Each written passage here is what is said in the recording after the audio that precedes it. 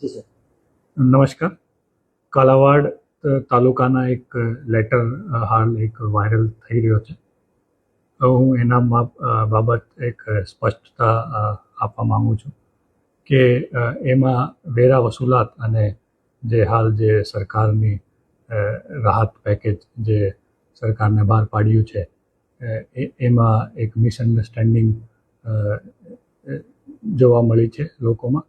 તો હું બતાવવા માંગુ છું કે વેરા એક સરકારની મારી એક રોજિંદી કામગીરી છે.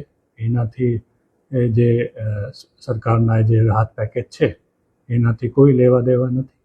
અને રાહત પેકેજના જે કાગળો છે એ એના માટે જે કંઈ કાગળ અને જે સાધનની જે પાણીપત્રક છે, વાવેતરનો પત્રક છે અને કોઈ અન્ય પણ પત્ર ખેડૂતોને જોતા હોય એ વગેર કોઈ વિલંબ બધા ખેડૂતોને સરકાર તરફથી, તંત્ર તરફથી કાલાવાડ તાલુકામાં અને જામનગરના બીજા પણ તાલુકામાં 6 તાલુકામાં વગેર વિલંબ આપવામાં આવશે.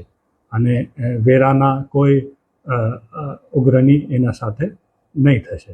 તો ખાસ કરીને આમાં એવી કોઈ સૂચના આપવા લેટર બહાર કર્યો છે એમાં એને કંઈ સૂચના આપવામાં કંઈ ફરજિયાત નથી કે એને ટીડીઓશ્રીને એવી કોઈ જાણ કરવામાં આવી?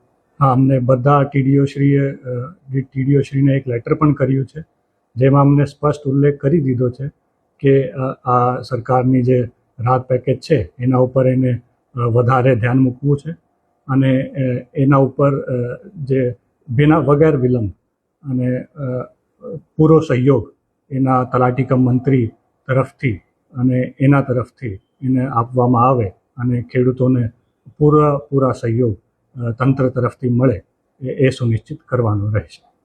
ધન્યવાદ.